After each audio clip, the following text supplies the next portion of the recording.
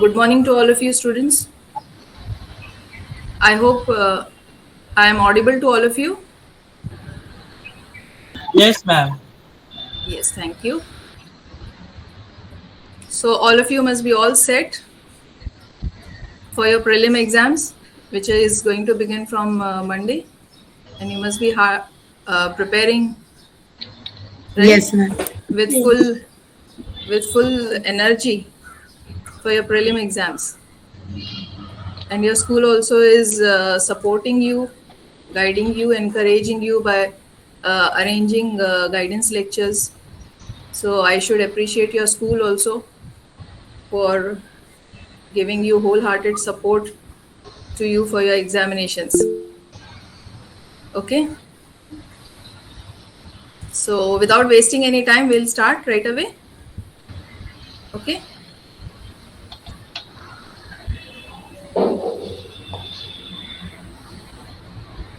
I am Mrs. Ikhlas Kazi. Okay, and I have been the science moderator, science 2 moderator for the past 5 years. So I hope I will be able to um, guide you so that you can write your papers well. Okay, so we'll start.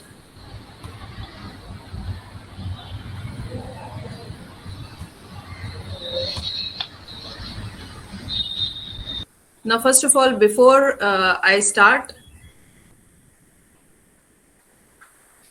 one thing I would like to tell you. Can you see the screen? Yes, miss. Yes, ma'am. Okay, so first of all, I would like to tell you one thing, and that is you have got 6 subjects, right? Out of which 3 are languages, right? 3 are languages, and the other 3 are math, science, and social science, right? And each paper is of 100 marks. But you know very well that you cannot score very high percentage of marks in languages. If you have to go even above 80 marks, it's very, very difficult. But as far as math, science, and social science is concerned, you can get very good marks, right? Above 90 and 95 also. So these 3 subjects are very important for you to score marks, right? Especially maths and science. Even out of the 3, I think maths and science are the 2 subjects where you can score very good marks. Right, so these subjects are very, very important from examination point of view. So when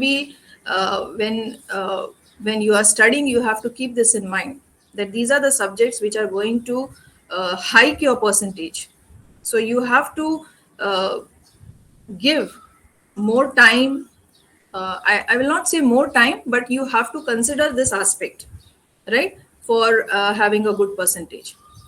Okay, so see that you put in all your efforts in these subjects and try to get as many marks as possible, because with these subjects you can get very good marks, especially maths and science, because these 2 subjects are scoring, and you will be able to get good marks, right? There is no subjectivity over here. Like in languages, if your language is good, then only you will be able to get, in fact it should be very good in order to get more than 80 marks, right?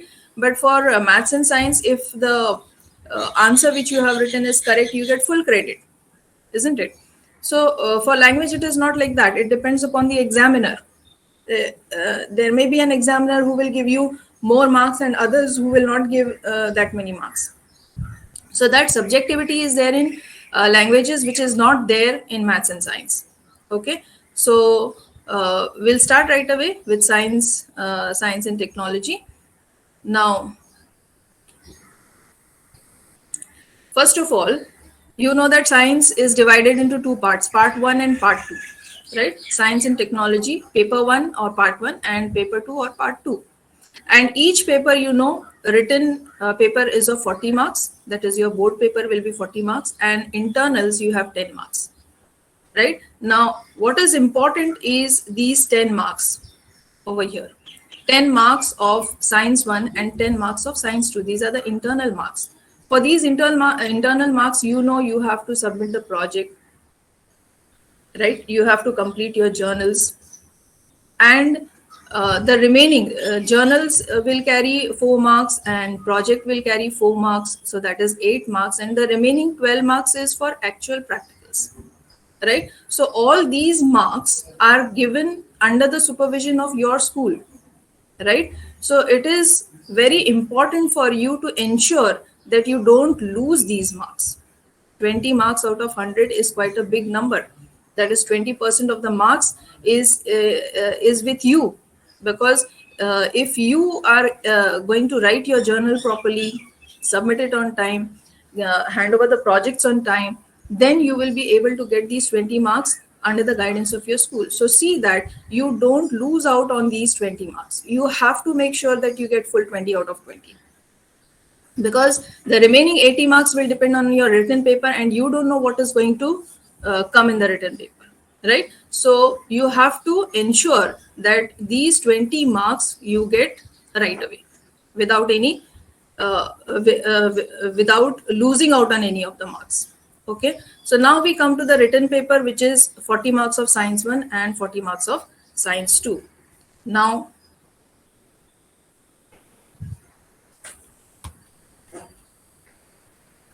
okay, now for science 2,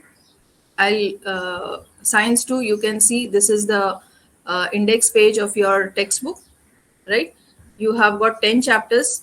Out of these 10 chapters, 6 chapters are from biology and 4 chapters are from EVS. These 4 chapters I have put in a box over here. One is environmental management towards green energy, social health and disaster management. These are the EVS chapters, right? So you have got 6 bio chapters, 6 chapters of biology, and 4 chapters of EVS. Okay, so it's like 60-40%. So accordingly, your paper will also be divided into 60% and 40%. That is 24 marks will be for biology and 16 marks will be for EVS, right? So this percentage of distribution you have to remember, because you should know which is your strong point, whether it is biology or whether it is EVS. And EVS, there are only 4 chapters, so see that you prepare the EVS chapters properly, because they are not very difficult as compared to the biology chapters. I think the EVS chapters are comparatively simpler, so you can prepare these 4 chapters so that you don't lose out on these 16 marks, right? So these 16 marks are without option, so if you include the option, you will get more marks over here, right? If you consider the option, the paper is totally out of 60 marks, right? So with options, you will get more than 16 marks of EVS. So you try to do these 4 EVS chapters properly, and chapters like environmental, that is environmental management, green energy and social health, disaster management. These are the chapters which are very easy to do, easy to learn as compared to the biology chapters. Okay, so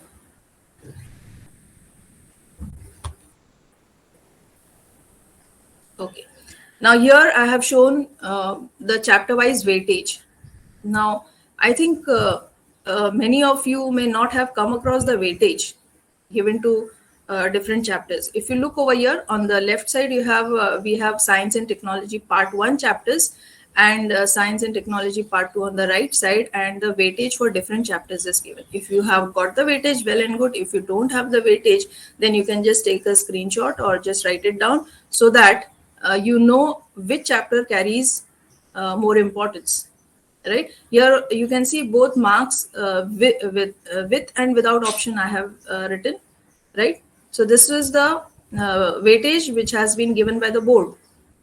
Okay, so there can be a slight variation, like plus or minus 1 mark in every chapter, but generally you this will be the distribution of marks chapter wise.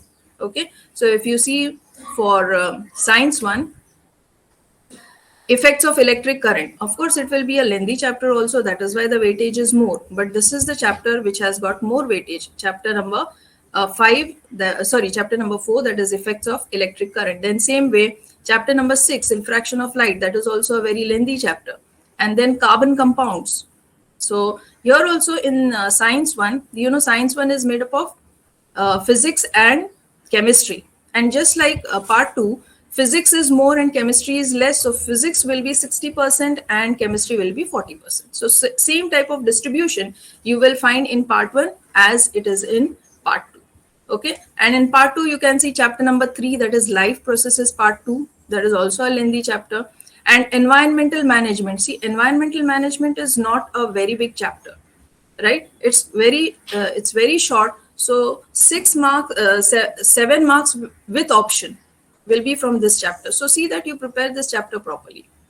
Okay. And towards green energy is comparatively longer chapter and you have to study more from there. But the weightage given is 6 marks. But remember, plus or minus 1 can be there in both the chapters. So both are equally important, environment management as well as green energy from EVS. And if you see the last 2 chapters of EVS, that is social health and disaster management, that carries 6 marks and 5 marks. So mostly you will see that the weightage for the different chapters is 5, 6, 7, that way.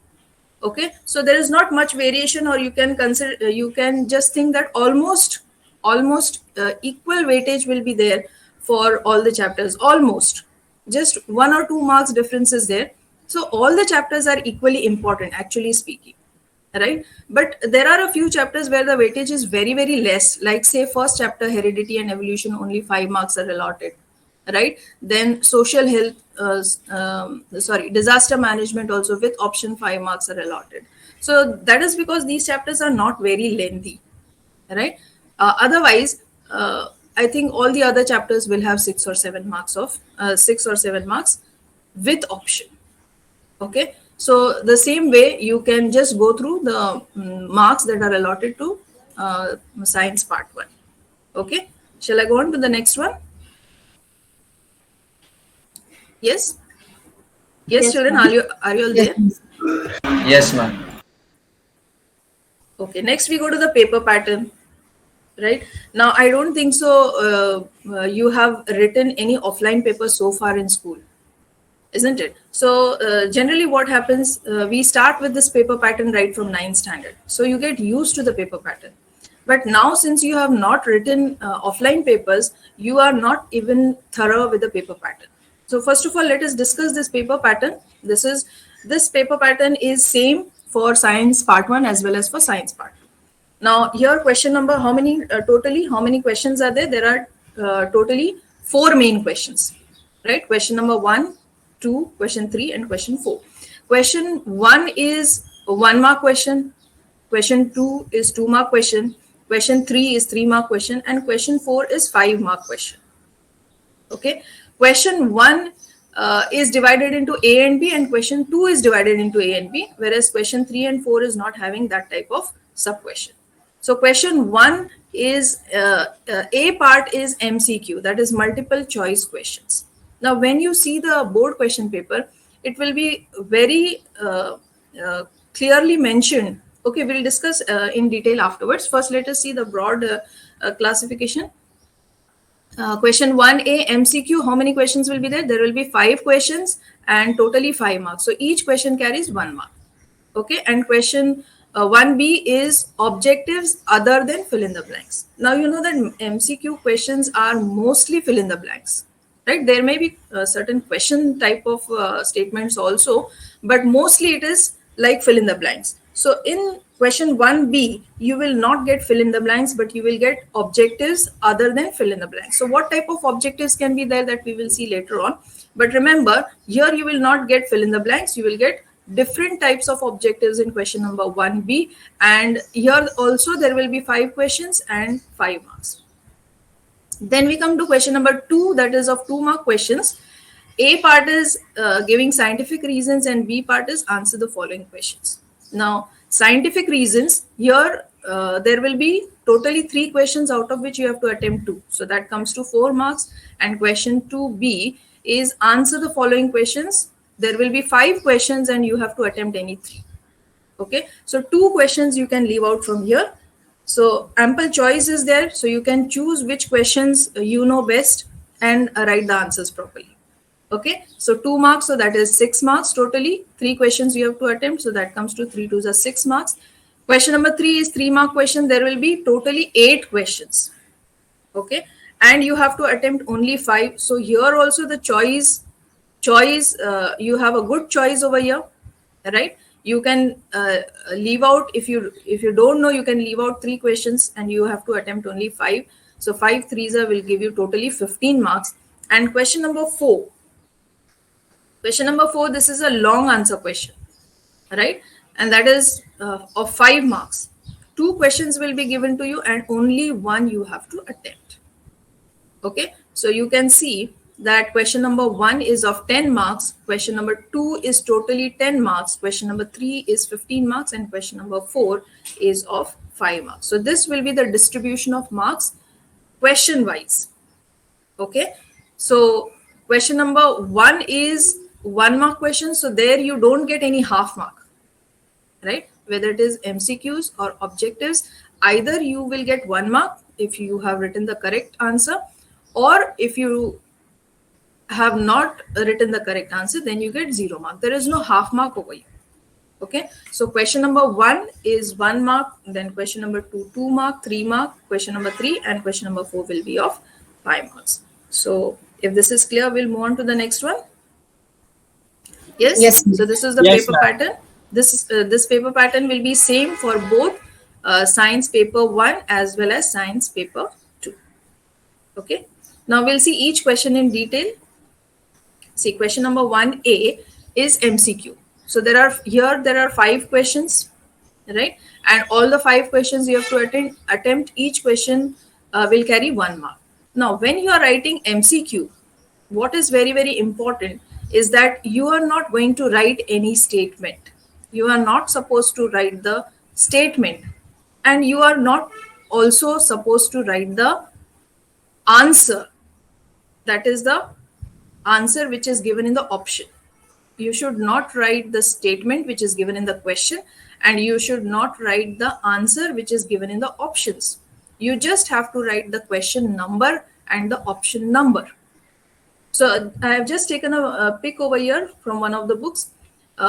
See, on the left hand side, you have a box where question number is to be written. So there you will write question number 1A, right? Question number 1A. And then first you write down all the question numbers, that is 1, 2, 3, 4, 5, one below the other.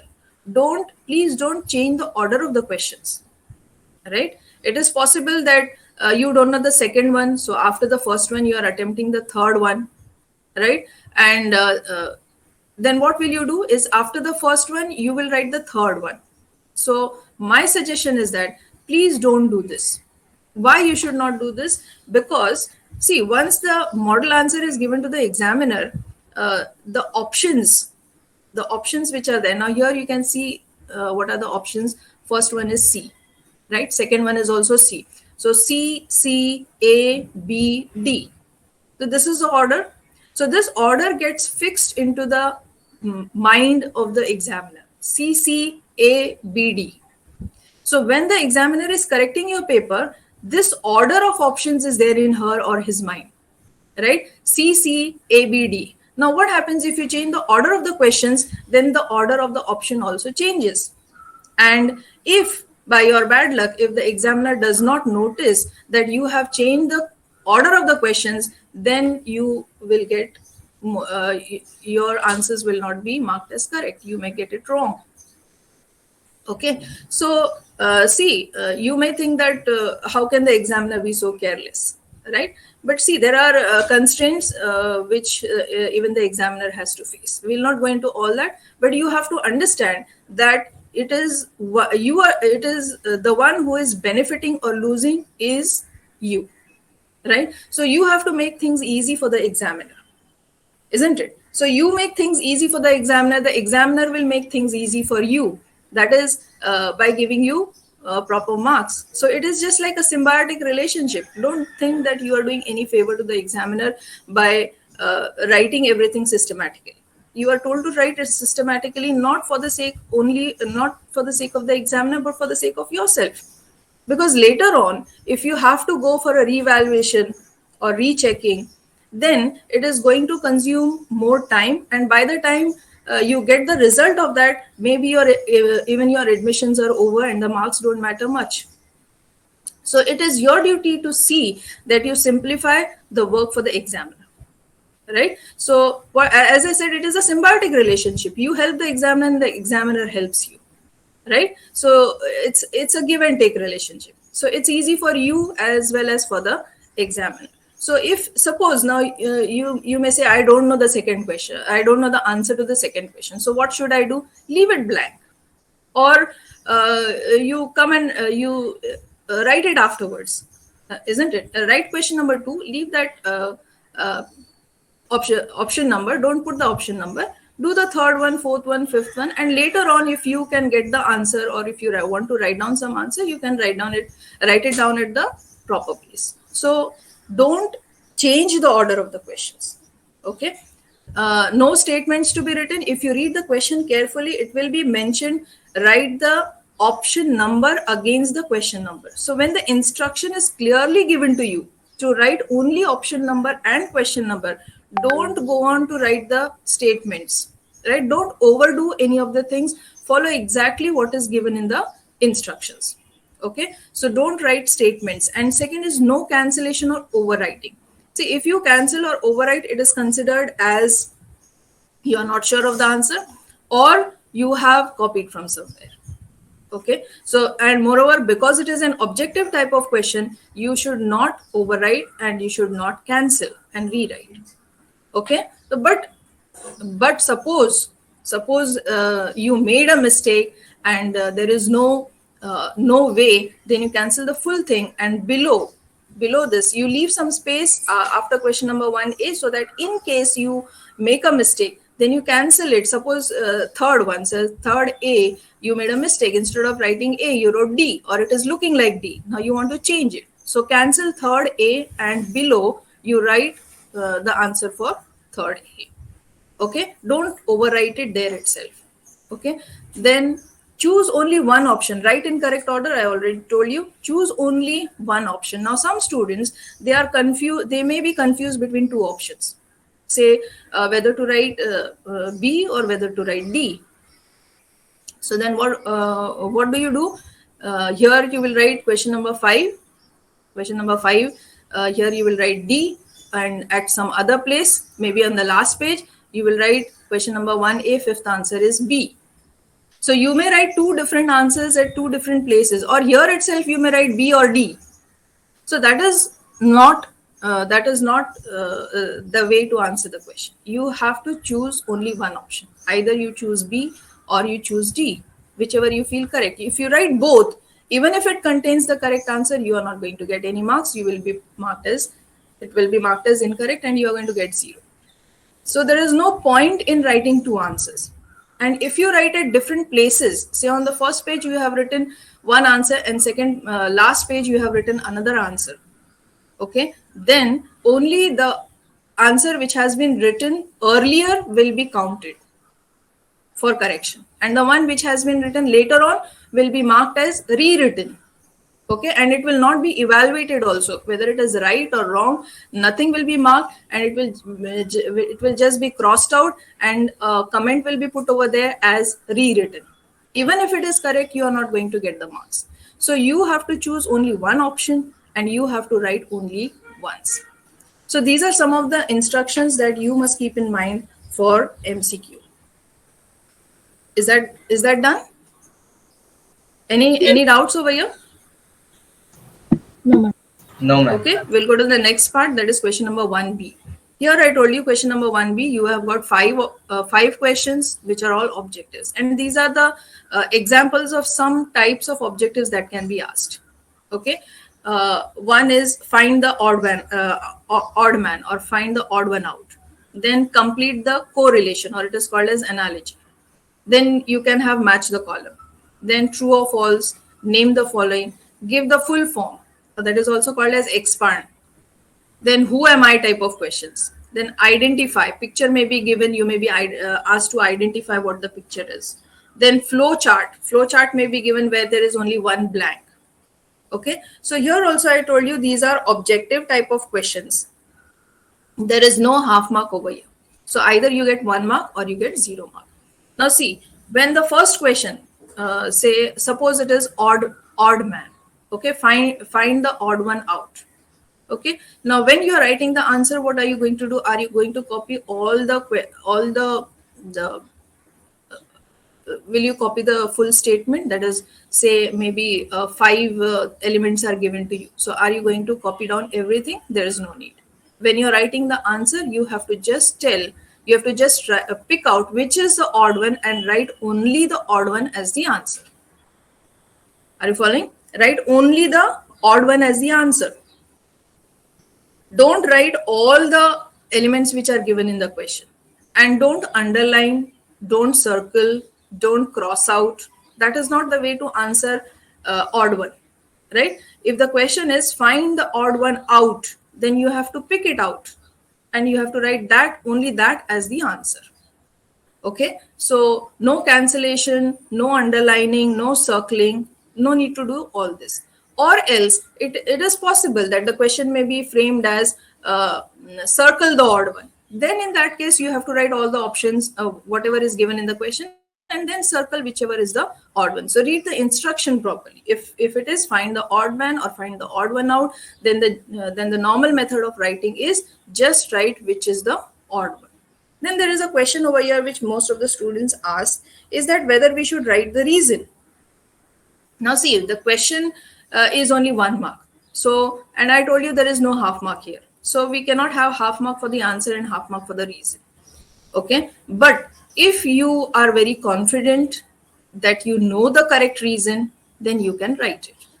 Okay, we suggest this, we give this kind of suggestions to those students who are aiming to score 40 out of 40 marks, right? Those who want to score 40 out of 40 marks, you have to make your paper something different from the rest of the students, right? All the students are going to write the odd one. So how is it that you are going to distinguish yourself from them, right? You have to do something extra. Something extra does not mean that you do any unnecessary anything unnecessary, but something that is showing that you are thorough with your knowledge. Okay, so if you are very sure that your reason that you have, you know the reason for the odd one, then you can give the reason. Okay, but if you're not aiming at 40, right? See, I don't want to demean anybody, but by now all of you know where you stand, right?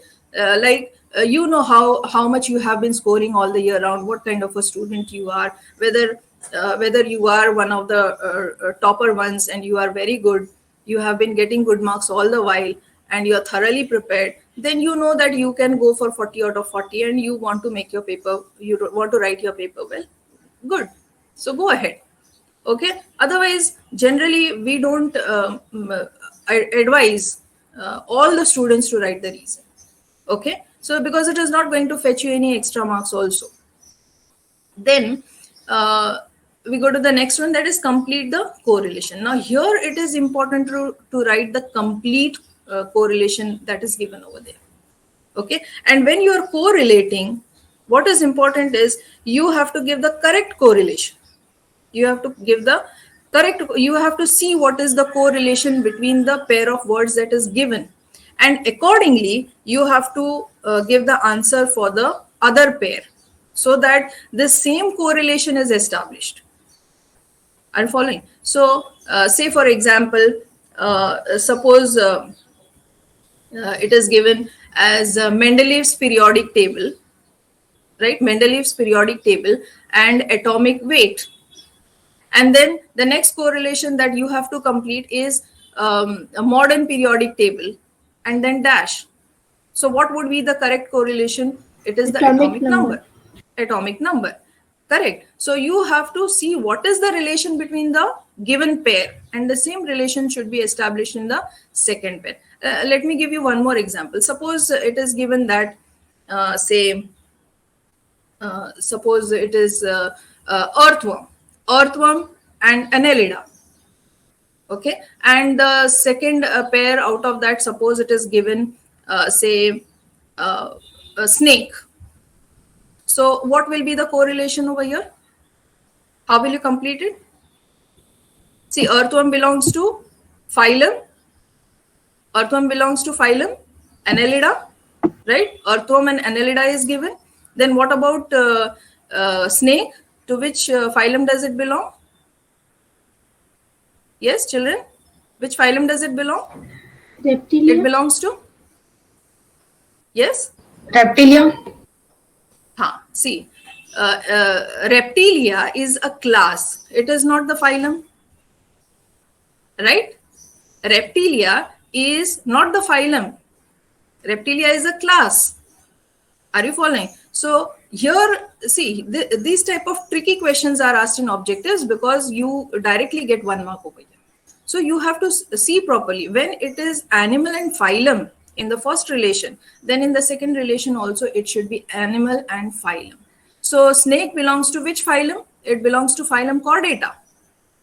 Right? So here the correct answer is going to be Chordata and not Reptilia. Are you following how you can make a mistake? Okay, so this is where you have to be careful when you're writing the correlation. And for correlation, don't write just the answer, write the complete I'm sorry, write the complete statement. Okay, both the pairs of words should be written. Okay, then come to match the column. Generally, match the column question is not asked. And even if it is asked, we are supposed to ask only one question in one column and 2-3 options in the other column. Because if we give 2 questions over here for match the column, then it will be of half mark. So mostly match the columns are not asked. But if match the column is asked, then here you have to write the correct matching words. Okay, it's not that you copy the match the column as it is given and then draw lines or write just question number and option number like MCQ. No. Here for objective type of questions, you don't have to follow that system what you did for MCQ. Here you have to write which is the matching pair of word or words. Okay, match the column. True or false, here also there is no need to copy the statement. You have to just write the answer as true or false.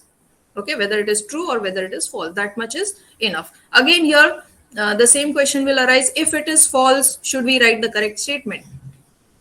Okay, so just as I told you for odd man out, if you are not getting any extra marks for writing for correcting the statement. Okay, so but if you want to score 40 out of 40, if you want to go for full marks, then you write the reason. You correct the statement. And now this question will arise only if the statement is wrong. Okay, if the statement is true, then there is nothing to write. You just have to write that it is true. Now here, sometimes they ask you correct the false statement.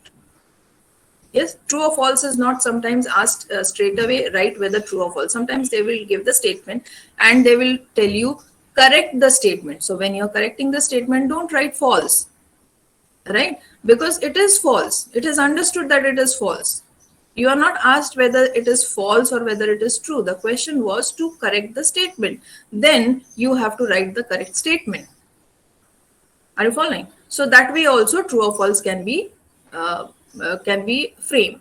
Then we come to name the following. So name the following also, depending upon the question, you will write whatever is the answer, right? Then give the full form. Sometimes they can ask you for this, give the full form, or it is also framed as expand, right? So here they may give you some short form, say like NADH or ATP or maybe PET, PET. So you have to write the full form. So when you are asked to write when this is the question, then you have to just write down whatever is the full form, what it stands for. Okay. Then who am I type of questions, right? In who am I, they can give you a number of characteristics, right? Say for classification of animals, they may give you a number of characters of the animal, and they may ask this question, who am I? So you have to name the animal, right? Or in science one also, there can be questions, something like say, to give you an example, say name for suppose it is given an ore of aluminium. Okay, some characters may be given, or some characters may be given, and based on that you are asked a question as to what it is. So by looking at those specifications which are given in the question, you have to write down the answer. Okay, the next is picture based question, that is identify. Some picture is given to you and you have to say what it is. Say for example, Hope's apparatus is given to you. Okay, the picture is given and you are asked to identify what it is. Okay, or maybe in science to say in EVS you have got in EV that is in environment management, you have got pictures where you have to identify what it stands for, like save water, save energy, or especially from the last chapter there are pictures in your exercise where you are told to identify what the picture stands for. Okay, so these type of questions can be asked over here. Picture is given and you have to identify what it is. Okay, sometimes they may give an animal and ask you which phylum it belongs. Identify to which phylum it belongs or to which class it belongs. Okay, so these type of questions can be asked over here. Then flow chart with one blank. Since it is a 1 mark question, there will be only one blank. If the flow chart is there, it will be a small flow chart and only one blank will be there and you have to draw the flow chart. And remember, when you're drawing the flow chart, you don't have to use your pencil. Okay, flow charts are written with pen. It is not a diagram, it is a flow chart. So there is no need to use pencil over here. You have to use pen only for drawing the flow chart, and whatever blank is there, that blank box you have to fill up in the chart, and only one blank will be there because it is an objective type of question. So these are some of the examples of objectives that can be different types of objectives that can be asked in the examination. They can ask you formula, say organic compounds, they can ask you give the formula, or they can ask you name of some element, say name one halogen, or name the first element in group 2. Okay, so like that questions, there can be a variety of questions in question number 1B. So what type of question can be asked, that cannot be said. So depending upon what is there, you accordingly write the answers. Okay, so is this clear? Question 1B, any doubts? I have a doubt. Yes. In name the following and who am I, do we have to write few statements? I can't hear. Can you be a little louder? Yes. In name the following and who am I, do we have to write complete statements?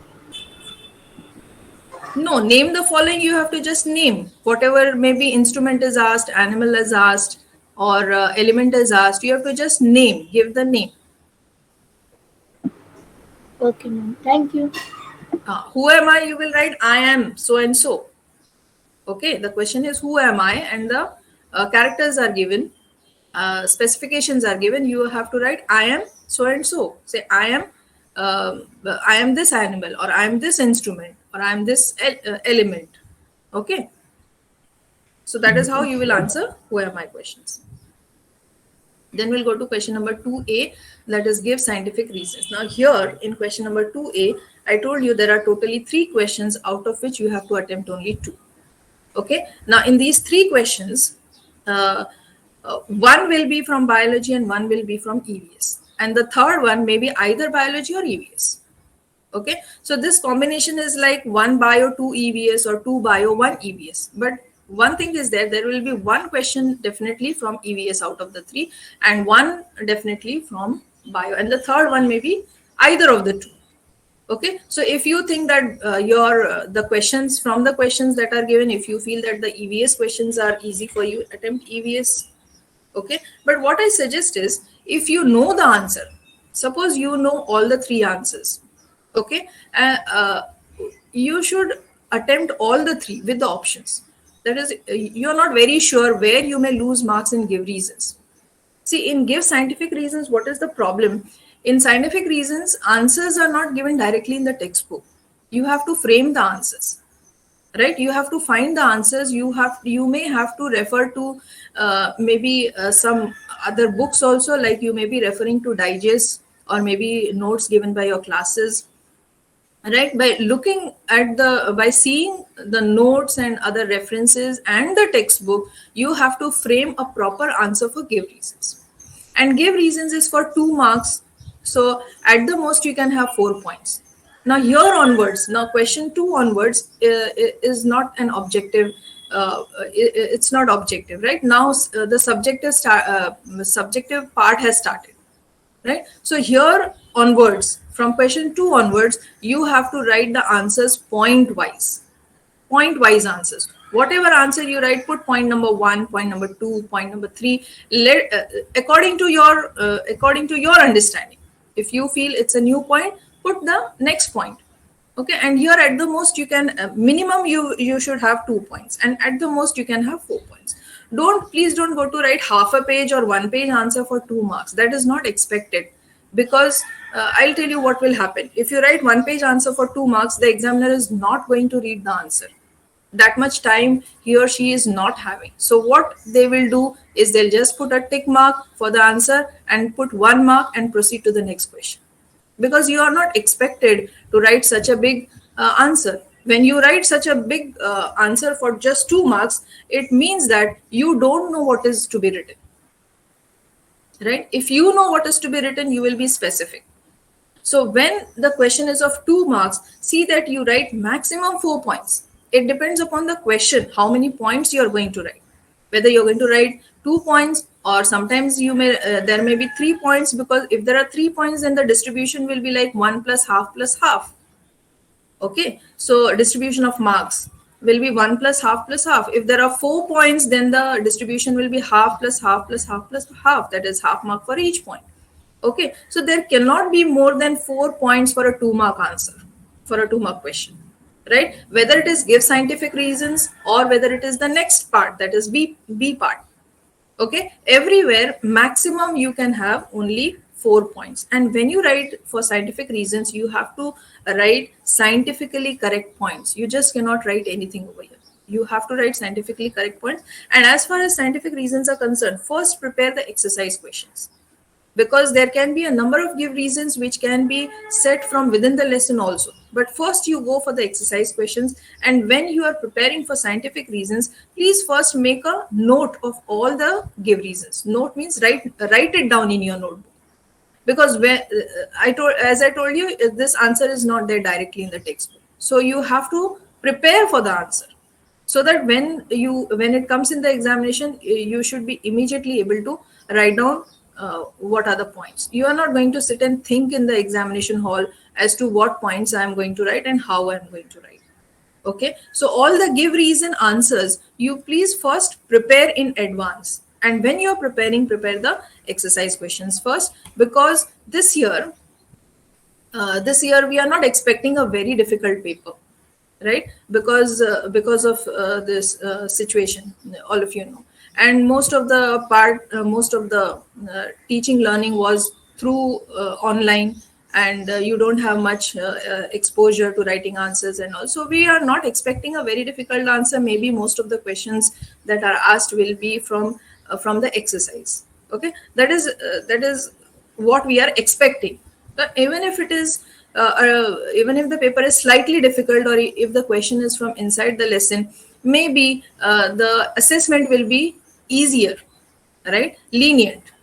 Okay, so when you're preparing for scientific reasons, first you prepare all the questions, not only for scientific reasons, even for other answers. Prepare whatever is there in the exercise. Give more weightage to questions which are in the exercise. But reading the textbook is a must. And whenever you're writing the answer, please refer to the textbook and write. Right? It should be based on the textbook. It should not be entirely something which has been copied from somewhere else. Okay. Shall we go to the next one? Yes, ma'am. Yes. Question number 2B. This is answer the following. This is short answers. Right? Totally 5 questions are there, and out of 5 questions, 2 will be from bio and 2 will be from EVS. So what about the 5th one? It can be either bio or it can be either EVS. So it is like 2 bio, 3 EVS, or 3 bio, 2 EVS. Okay, so here also, depending upon whichever you feel is your strong point, whether it is bio or EVS, accordingly you can attempt. Suppose your bio is good, and suppose 3 bio questions are there, attempt 3 of the bio questions only. right? If your EVS is good, and if you are very well prepared for EVS, suppose 3 EVS questions are there, this chance is less, because this how many from EVS and how many from bio will depend on question number 2A also, scientific reasons also, right? Depending upon what in what way the other one has been set, accordingly here you will have bio and EVS. Okay, so whichever is your strong point, try to attempt in that manner. Then here also in question number 2B, it is not just answer the following, right? Here also there are different types of questions. There is a variety of questions. One is distinguish between. One very common question which is asked over here in 2B is distinguish between. So here distinguish between, it is of 2 marks. So you are expected to write 2 points and sometimes 4 points. Sometimes the points are very, very simple. So in that case, we expect 4 points. Okay, so wherever possible, if it is possible to prepare for 4 points, prepare 4 points. And if it is not possible to get 4 points, simply don't stretch the answer and try to make it into 4 points. That is not the way. You have to write, if valid points are there, then you make it 4. But if you don't have, we are expecting only 2 points, right? Only 2 points. Another thing is, you have to, for distinguish between, you have to write by making columns, right? Not in paragraphs. You cannot write distinguish between in paragraphs, because that does not give the difference. So there is a difference between these two. If it is distinguish between, it has to be written by making columns. And so suppose they ask you what is the difference, then you can write it in paragraphs. In distinguish between, it is not necessary that you have to make 2 columns. Sometimes you can make 3 columns also. When you're making 3 columns, you give the headings in the first column. Say what with reference to what you are distinguishing. Whether you are distinguishing with reference to, say, you're distinguishing between 2 animals, suppose you are distinguishing between 2 animals, you can write down with reference to their body, or with reference to their habitat, with reference to their exoskeleton, with reference to what you are distinguishing. That also you can write. That may not be possible for all the types of give reasons, isn't it? That is not possible for all the types of distinguish. Okay, but wherever possible, if you have already prepared it that way by making 3 columns, then write it in 3 columns. This is especially for those who want to score 40 out of 40 marks again. Okay, then come to the next type, and that is definition with examples. Very, very important over here is definition is to be written exactly as it is from the textbook. You cannot change the wordings, right? You cannot write in your own words. You have to write the definition as it is given in the textbook, because when the examiner is given the model answer, in the model answer, definition will not be given in it, right? It will only be written over there, refer to the textbook page number so and so. Okay, so if the definition is exactly as it is given in the textbook, then you get marks. Okay, if you make it into 2-3 sentences of your own, then you are not going to get complete credit for it. Okay, a definition with examples. Then complete the conceptual flow chart. Now flow chart, I have told you, when flow chart is given, you have to draw the flow chart and you have to draw it with pen. Okay, do it neatly so that it looks good. Don't make it dirty. Even if you have to make boxes, etc., with your free hand, right? Ovals are given many of the times, so in that case you may not be able to draw it properly, but try to do it properly so that it looks neat. Okay, and whatever is to be filled up, that you fill up. You are not supposed to write just the answer, right? Just the answer is not expected. You have to draw the flow chart. If there is no flow chart, you will not get any marks for this answer. Okay, then you can give advantages and disadvantages. Now generally, since it is a 2-mark question, there will be either 2 advantages or there will be 2 disadvantages. Here, instead of that, like merits and demerits, right? Mendeleev's periodic table, all these things can be asked instead of advantages and disadvantages. These are not compulsory questions. These are only the different types that can be possibly asked. Okay, then again, picture based questions. This is also a very important character of question 2B, that a picture is given and based on that certain questions are asked. Okay, so Write a short note. Now, when you're writing a short note, again, you're not going to write one page answer. You're not going to write a very big answer.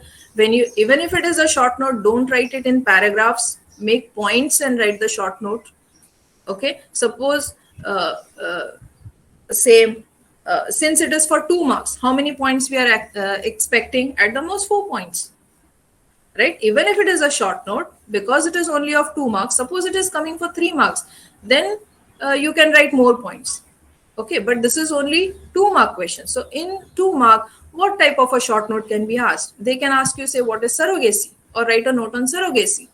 Okay, so that is not a very big answer. So you have to write only just what is required. Okay, and write it point wise, even though it is a short note. Okay, so these are some of the different types of questions that can be asked in question number 2B. Okay, shall we go to the next one? Yes, ma'am. Okay, question number 3. Now here onwards, there is no A and B. Okay, in question number 3, you have got ample choice. There are totally 8 questions and exactly 50% from bio and 50% from EVS. So 4 questions will be from biology and 4 questions will be from EVS. So if you have done your EVS chapters properly, you can attempt 4 questions from here and 1 from bio, because totally you have to attempt 5.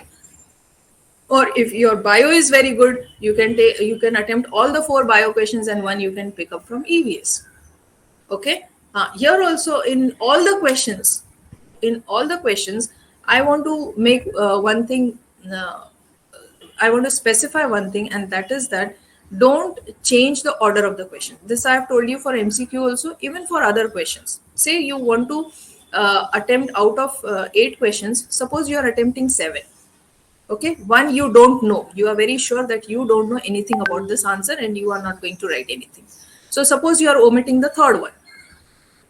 Okay, then you will write question number 1, you will write question number 2, then you will write not question number 3, you are not going to write. So question number 4, 5, 6, 7, 8, that way you are going to attempt. But don't change the order. There are some teachers which tell you write the best answer first.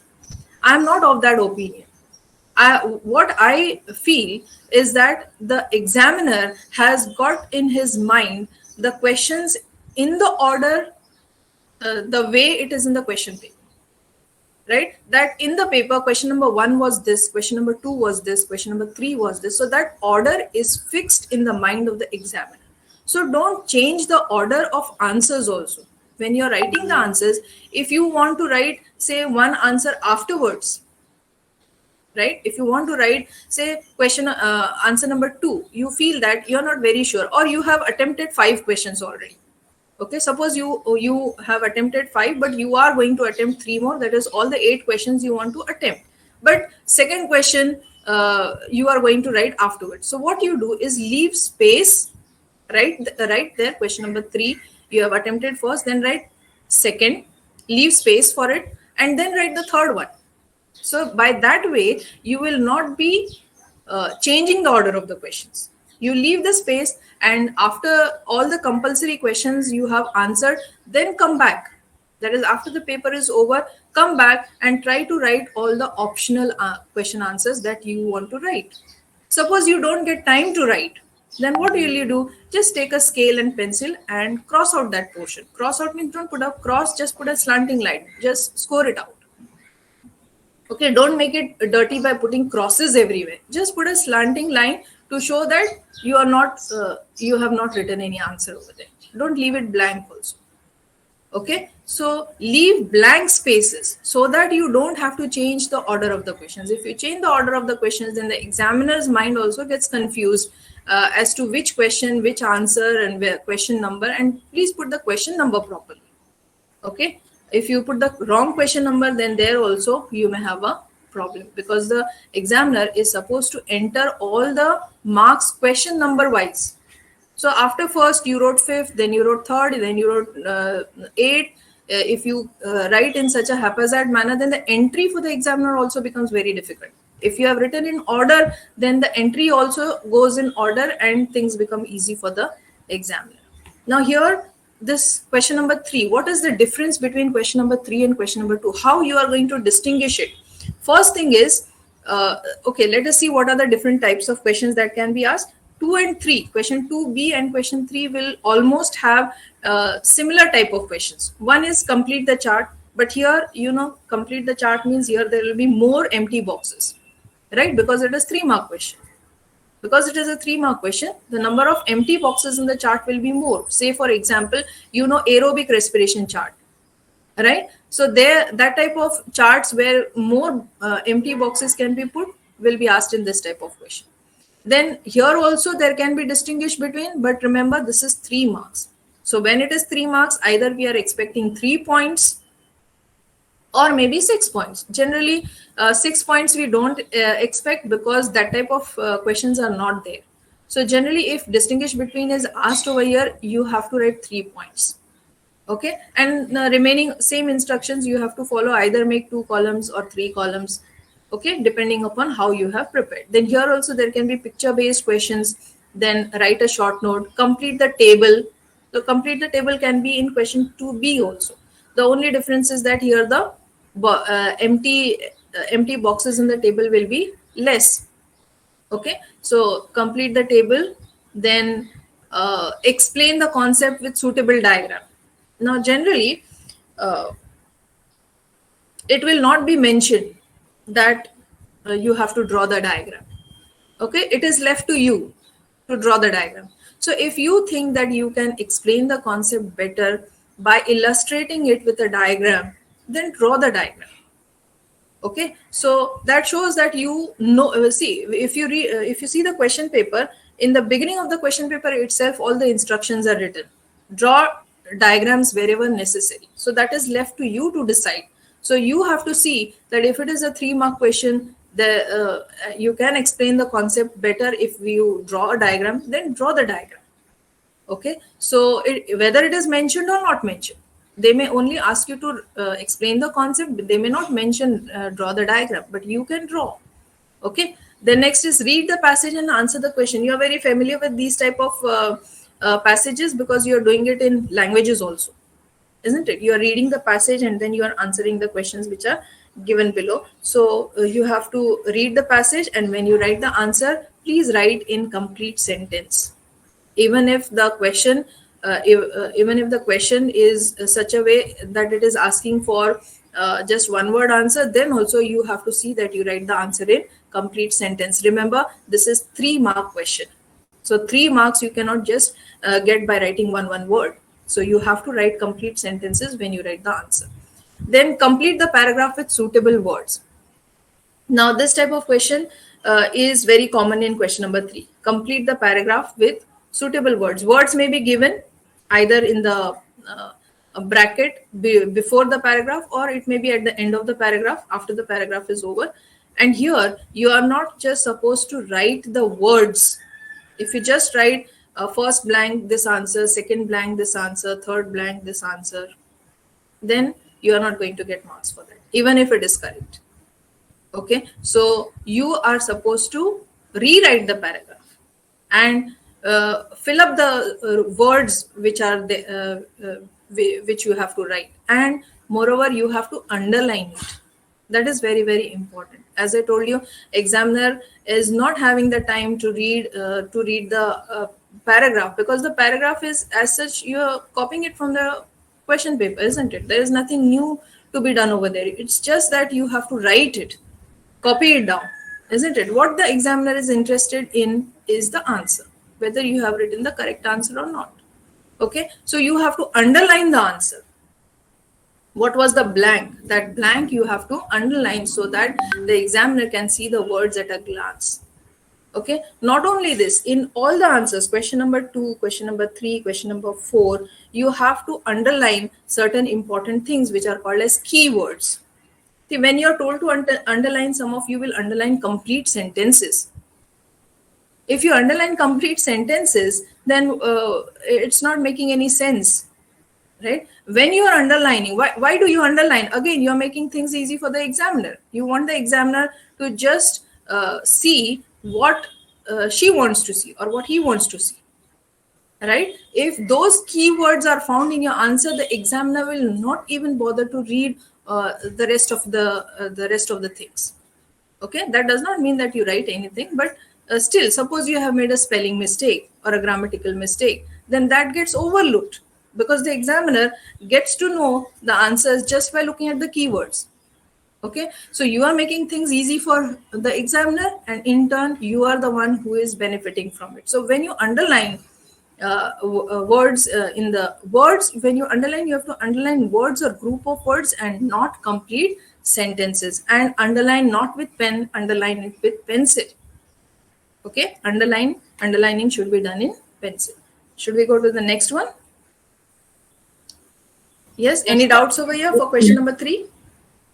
No, ma'am. All the points are clear? Okay, question Yes, number ma'am. 4. Question number 4. Now this is a long answer question, right? Question number 2 is considered as very short. Question number 3 is considered as short, and question number 4 is the only question which is known as a long answer question. But remember, here you will not get a question, you will not get just one question for 5 marks. Okay, it will be divided into smaller sub questions, right? So here totally there will be 2 questions. Again, 50-50% weightage is given to both biology as well as EVS. So one question will be from bio and one will be from EVS, and depending upon what is your strong point, you can attempt accordingly. My suggestion is that you attempt both. Okay, and every question will be divided into 2 to 4 sub questions, right? There will not be one short note for 5 marks. Okay, not just one question. It will be broken up into sub questions. And remember, if it is bio, it will be from one chapter only. If it is from EVS, it will be from one EVS chapter only. It will not be combined from different chapters. Similarly, biology, it is not that one question is from chapter 2 and other question is from chapter 4 or 10 or like that. If it is a bio question, it will be based on one particular lesson, bio lesson. And if it is from EVS, it will be based on one particular EVS chapter. Okay, and when you are attempting, you have to attempt, your marks will be considered only for one question. You cannot write, say, bio is having ABC, EVS is also having ABC. You cannot take A and B from bio and C from EVS. You cannot attempt like that, right? You have to attempt entirely, only your bio marks will be counted or only your EVS marks will be counted. Isn't it? Because there is an option. You are supposed to attempt only one. So for considering the marks, only one will be considered. Either it will be bio or EVS, but you can attempt both. Okay, especially if you know that you don't know all the answers of bio question or you don't know all the answers of EVS question, write both, right? So whichever is higher, that will be considered. Okay, so remember here, each question is divided into 2 to 5 sub questions. Draw a diagram if necessary, just like question number 3. Now this is long answer question. If you think that for a particular question you can draw a diagram, draw it. There is no negative marking. If you draw, if it is not carrying any marks, then also you can draw it if you think that you can explain any concept better by drawing the diagram. Okay, then write the answers in complete sentence, just like question number 3 I told you here. Because sub questions are there, don't write the answer only in one word, right? You are supposed to write the answer in complete sentence, because the question minimum marks that will be allotted will be 1 mark. So for 1 mark, if the answer is one word, you cannot just write one word. You have to write it in a complete sentence. Okay, term should be explained. Now some terms term may be asked, right? So even if it is for 1 mark, here in 5 mark question, don't write just one sentence. Write write one more sentence. If you can give an example, give an example. Okay, remember, this is long answer question, so something more is expected from you. You should explain it in a proper manner so that the concept or the term is clearly explained. Okay, then avoid spelling mistakes. Now here question number 5, we are very particular about spelling mistakes. So if you make any spelling mistake, then you will lose your mark. Okay, so these are some of the things that you have to remember when you are solving your paper. So this completes the entire paper format. This is for this paper format is applicable for both that is science 1 as well as science 2. So accordingly, you see that you prepare properly. Okay. Any doubts over here? No, ma'am. No, ma'am. Okay. So all of you have understood the paper pattern properly and how to answer it. Yes, ma'am. Yes. Okay. So just for practice, shall we go through one of the papers? Yes, ma'am.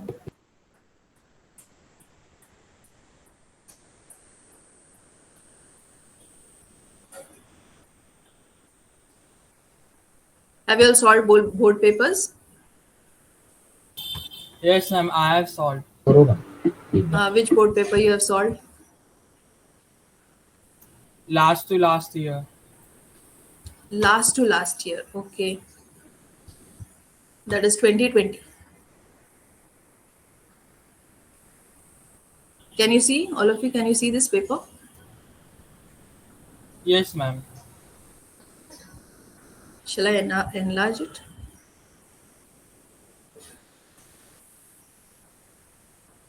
So this is March 2020 Science and Technology Part 2. Now, when you're solving question papers, I want to tell you one thing, that March 2020 was the first question paper which was based on this textbook and this pattern, which you are following. Okay, March 2020, the pattern which you are following, paper pattern, for that paper pattern, we have only one question paper, and that is March 2020. If you see the paper of March 2019, it is not having this pattern, but still you can solve. Okay, because it is based on the same textbook, only slight differences are there in the pattern. So 2019 also you can solve, but 2018 and all is not applicable to you because that is based on the previous textbook. So when you are solving papers, generally you are told to solve last 5 years papers or so, or solve 5 papers. So you go to solve board papers. So don't go to solve board papers which are from 2018 and all. You can take only 2019 and 2020. Okay, 2019 also is not based on this pattern, but still you can solve it. For your pattern, this is the only paper, March 2020. Okay, this is the only paper which is based on the present paper pattern. So this paper, this is the paper for Science and Technology Part 2. Can you see at the top, instructions are given? Yes. At the Yes, top of ma'am. the paper, or at the top of the question paper, first instructions will be given. Just give 2 minutes to read the instructions. Okay, all questions are compulsory. Use of calculator is not allowed. Numbers to the right indicate full marks. And see point number 4. In case of MCQs, question number 1A, only the first attempt will be evaluated and will be given credit. Yes. So I told you, if you write 2-3 answers for MCQ, only the first attempt will be evaluated. So you are not going to get answer. You may write at 2 places 2 different answers, but only the first attempt will give you, fetch you marks. If it is wrong, then you will get 0. Okay, then for every MCQ, correct alternative A, B, C or D with sub question number is to be written as an answer. For example, 1A, 2B, 3C. So this is what I explained to you. Why I am insisting on this is because in 2020 there were so many students who wrote the statements and wrote the answer, and in spite of it being completely correct, we could not give any marks because the chief moderator told us that it is clearly mentioned in the instructions how they are supposed to write the answer. So there were many students who are losing 5 marks just because they did not write it correct, write it in the proper way. So that should not happen this time. Okay, so remember, don't write the another thing is that this instruction is given only for maths and science subjects. I think you have already had a maths guidance session, isn't it? Yes. So you must be there also. You must have been told that you have to write only the question number and the option number, right? So this instruction is only for maths and science and not for other subjects. please don't apply it to say especially social studies, right? Many of the social science teachers complain to us that the math science teachers are hammering the students to write only question number and option number, and they are doing the same thing for social science. So please don't do that for other subjects. There are different instructions in different subjects, so you follow what is applicable for that particular subject. Okay, so this instruction for MCQ is only for maths and science. Don't use it for other subjects. Then see point number 6, scientifically correct label diagram should be drawn wherever necessary. Okay, wherever necessary. So that is up to you where you want to draw the diagram, where you think that you can add to your answer. Okay, then you see question number 1A, choose the correct option. So we'll not solve the entire paper, but just I'm showing you. Okay, question number 1A, you can see 4 options are given everywhere, and you have to write the correct option number. And another thing what I want to tell you is, for every main question, you have to start from a new page. I hope all of you are aware of that. Correct? Now, all these instructions which we are giving, we have to keep on giving, because you have done your 9th standard entirely at home. You have not written any offline paper. Otherwise, we habituate you to all these things when you are in 9th standard itself. Right? So by the time you come to 10th standard, you're very sure Miss will want me to write every fresh question on a new page. So you will get the habit of it. But now, since you have not written many papers, you don't have this habit. So in the board exam, at least, choose a fresh page for a main question. Question number A and B can be written on the same page. That is, once question A is over, I think it will half the page will be empty, isn't it? So there is no need to waste that page. You can start question number 1B from there itself. But once you finish question number 1B, even if space is left on that page, don't use that page. Start on a fresh page, because marks entry is done on the page where you are starting. So that will create a lot of problem if you mix up the two questions. So that is a very important instruction. Every main question should be started on a fresh page. Another is, write the question number correctly as it is given in the question paper. See what type of numbering is given, whether it is capital ABCD or small ABCD or Roman letters. Okay, accordingly, that same notations or that same letters you are going to use.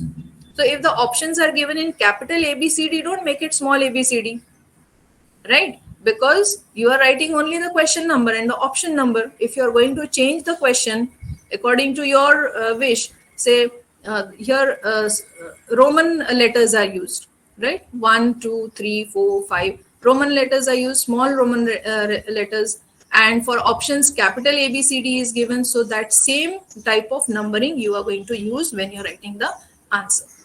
Okay, so this was question number 1A. See question number 1B. What are the different types given over here?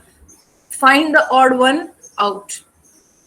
So there is no need to write drying, salting, cooking, soaking with sugar, all these things. You have to just write which is the odd one over here, right? Now you're drying, salting, soaking with sugar. These are all preservation techniques, isn't it? So cooking is the odd one. So you will just write the answer as cooking. Okay, or you can write the odd one is cooking. Okay, first answer. Second answer, write the correlation. So can you see here? Correlation. Annelida, earthworm. So Platyhelminthes, what will you write? Annelida, example is given, right? In the second one, example is given. So for Platyhelminthes, you have to give one example. So yes, what? Somebody said something? Tapeworm. Planaria. Yes, you can write planaria, you can write tapeworm, anyone. Don't go to write 2-3 examples, right? Only one example is expected over there. Okay, and you have to copy down the full thing. Then question number 3, state whether true or false. So tobacco containing substances cannot cause, see, don't be in a hurry to read the statement. Read the statement carefully, and so that you don't make a mistake. So tobacco containing substances cannot cause cancer of mouth and lung. So that is false. Okay, if you want to correct the statement, you can correct it. False statement, if you want, you can Correct. So it will cause cancer of mouth and lungs. Then write the function of testes. This is one sentence answer, right? So what function of testes can you write? Either you write that they produce Sperm. sperms, or they produce hormone testosterone, right? Write the function of testes. You can write any one function. Either you write that they produce sperms, or you write they produce hormone testosterone. Only one function is required. If you want to write, you can write both, but what is required is just one function. Okay, then see question number 5. I am a connecting link between reptilia and mammalia. What is my name? Duck-billed Okay, platypus. so yes. So what is my name? So here you are just supposed to write the name of the connecting link. Okay, there is no need to copy the sentence. If you want, you can write my name is duck-billed platypus. Okay. Then see the next one. Give scientific reasons. Here, see what questions are given. Indians should follow family planning for controlling population. Okay.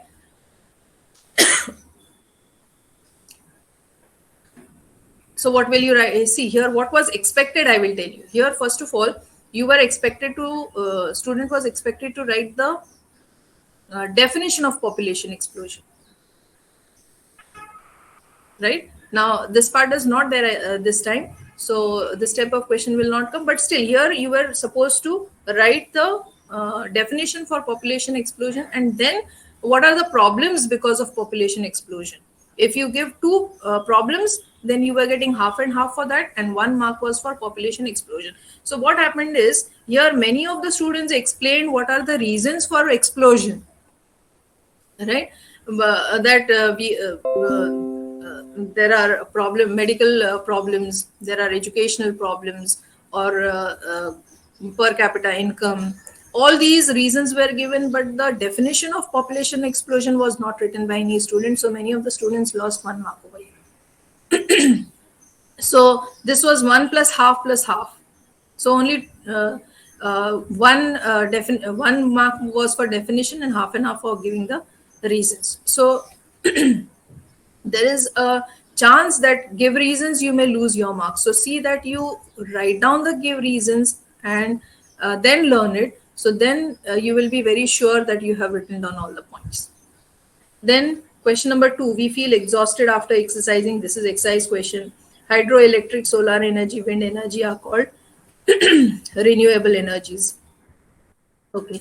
Then here see, they are called renewable energy. So here what will you do? First you have to write what is a renewable energy, and then you can write why these energies are called as renewable. Okay, so that part also this year it is not there, renewable energy, but since it is related to all the power plants, you can just go through what is omitted also. And if you can write something, some answer better, why not?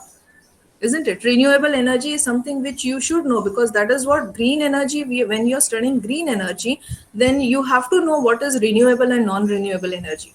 So here you are expected to first write what is the definition of renewable energy and then explain why these are renewable. Okay, now question number 2B. See here, the very first question is complete the flow chart. So here you see, you have to draw the flow chart and then you have to write down fill up all the 4 boxes. Okay.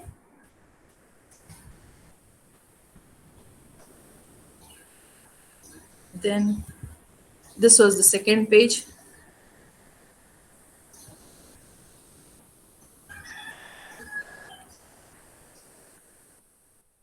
See what is the question over here. Distinguish between aves and mammalia. Aves, are birds, and mammalia means mammals, right? This is a 2-mark question. So we are expecting only 2 points here, though you can write more points, right? And here, as I told you, you can make 3 columns, isn't it? For aves and mammalia, you can write what is the exoskeleton in aves, right? Exoskeleton can be 1 point of distinction. They have got mammary presence or absence of mammary glands can be 1 point of distinction, right? Their habitat can be a point of distinction. So like that, wherever it is possible to give headings, there you will make 3 columns. And if it is not possible or you don't know, then you can just write 2 points by making 2 columns. Okay, then observe the picture. So what type of disaster, they can ask you what type of disaster it is. But here the question is, write any 2 effects of the disaster. So because it is a 2-mark question, only 2 effects are asked, and accordingly, if you give 2 points of the effects, then you get 2 marks over here. Then see, question number 4 is what? Explain 4 ways to minimize stress. Now here you have to just give 1-word answers, isn't it? 4 ways to minimize stress. Okay, so here, because the answer points are very short, that is why we are expecting 4 ways, 4 points. So each one will carry half mark. Otherwise, generally 2-mark question we expect only 2 points. Okay, and when you are writing about minimizing stress, don't write just hobbies. Try to give variety. Join laughter club, or make friends, or socialize with friends. Speak to people, share your problems, right? Simply don't write just all hobbies, reading and playing. You can even write exercising, right? Stamp collection is also, just don't write just 4 hobbies. Try to write different things. Okay, so that is 4 points. If you write, you are getting 2 marks over here. Then see question number 5, one more chart is there, but here 2 boxes are already filled up and the remaining 4 empty boxes you have to fill up. So you have to copy down the chart exactly as it is, and whatever is not filled up, that you have to fill up. Then see 3-mark question. Any 5. Importance of anatomical evidences with examples. Okay, so here you have to write 3 points for anatomical evidence, and you have to give proper example. What I want to sorry, here what I want to show you is, see question number 2, it is divided into 3 sub questions, A, B, C. So that means each one will carry 1 mark, right? But each one will carry 1 mark does not mean that you will write just 1 sentence. Write at least 2 sentences, explain it properly, because this is a 3-mark question. Even if it is, even if the sub question is carrying only just 1 mark, then you are not just going to write 1 sentence. You have to write a little more than 1 sentence. Okay, then for every sub question. Then see the 4th one. See the 4th one. Question number 4. Observe the following diagram and write the answers of the following questions. Cockroach is given to you, and see what are the sub questions. To which phylum does the animal included in the diagram belong? To which phylum? That is just a 1-word answer. Yes, that is just a 1-word answer. So you are not going to just write arthropoda.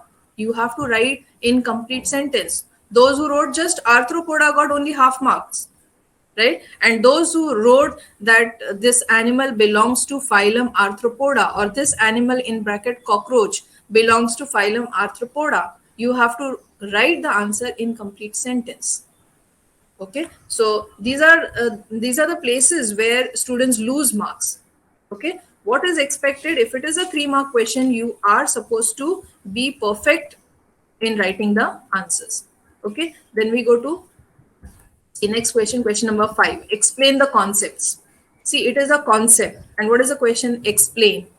So when you are explaining the concept, you cannot just write 1 sentence, isn't it? You cannot just write 1 sentence for IVF. You cannot just write 1 sentence for sperm bank. So at least 2 to 3 sentences you write, so that the concept is clear. What is your main aim over here? That the concept should be clear by what you have written. So when you are writing about surrogacy, write it in such a way that the concept becomes clear. Don't write just 1 sentence, whether it is surrogacy or IVF or sperm bank. Okay, then see here. See this diagram. Label the body organization of the human in the following figure. Now here, actually this was a controversial question over there that year, because the boxes were not numbered. So if you come across such a question where the diagram is drawn and you are supposed to label and numbering is not given, which box is what number, suppose numbers were given 1, 2, 3, 4, 5, 6, then you could just write 1 is lungs, or 2 is liver, 3 is thighs. Like that, you could write the answer.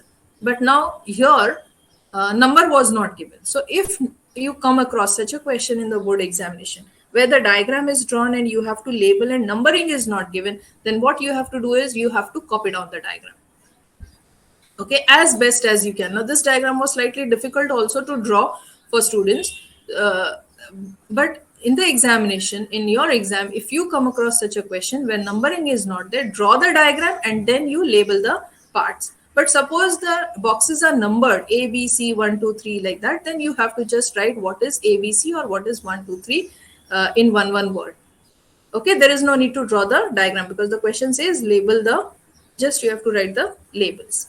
Then question number 7C, make a table. Okay, so here incomplete table is given, right? You have to write the devices. For mechanical, devices are given. For electric, you have to write devices. See, what is a heading over there? Devices, not device, right? For mechanical, 2 devices are given. For the last one, solar, also 2 devices are given, right? That means it is understood that you have to write 2 devices for electric and 2 devices for thermal. Okay, don't say that only 1 blank is given over there. So why to write 2? Okay, so write, see what is, how it is given in the remaining table also, and accordingly you give your answer. And you have to draw the table, right? Many of you will just write in 2 columns. You will give the heading form of energy on one side, other side devices, and whatever is under the first column you will write, and second column without drawing the table. Then you will lose your mark. You are supposed to draw the table. If table is given, you have to draw the table. If chart is given, you have to draw the chart. Okay, then see this next question. Paragraph is given. Okay, and options are also given. Mechanical, rhizobium, aquatic, right? And paragraph, I told you, you have to copy the paragraph. You cannot just write the answers. Okay, so the full paragraph here, there's no need to copy all the options which are given. But the paragraph you have to copy down as it is. And underline whichever word was missing over there and you have filled up, that you have to underline so that the answer is visible at a glance.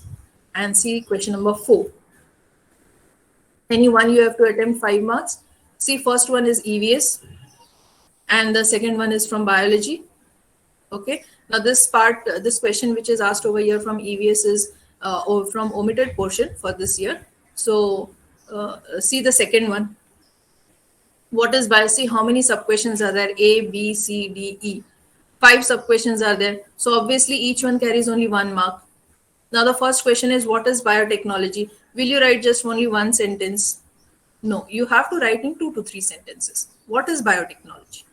Okay, and biotechnology, another thing is, there is biotechnology definition was there in 9th standard also. Okay, and biotechnology definition is there in 10th standard textbook also. So you are not going to write from previous year's textbook, even if you remember something that was for that year. You are now in 10th standard, so you have to write the definition which pertains, which is there in your textbook. Okay, not the previous year, and explain it properly. Write at least 2 sentences or 3 sentences. I'm not saying write half a page answer. No? What I want is write little more than 1 sentence. Write at least 2 sentences. Okay. Then give 1 use of biotechnology. This also, just don't write 1 word or something like that. Write in complete statement. 1 commercial use of biotechnology. Write 2 bacterial examples of biofertilizers. Now here, read the question properly. Bacterial example. You are supposed to write the bacteria. Okay. Some students over here wrote Azolla. Azolla is not a bacteria, it is a plant. Okay. So bacterial examples, it has been specified over here. Bacterial examples. So you have to write examples of biofertilizers which are bacteria and write the answer in complete sentence. Then write 2 names of crops genetically developed. So here also you have to give 2 crops which are GM crops and write the answer in complete sentence. Okay, so these are some of the things that you have to remember when you write your paper. So with this, I hope things have become clear to you. Is there anything you would like to ask? Yes, children. Hello. No, ma'am. No, ma'am. Okay.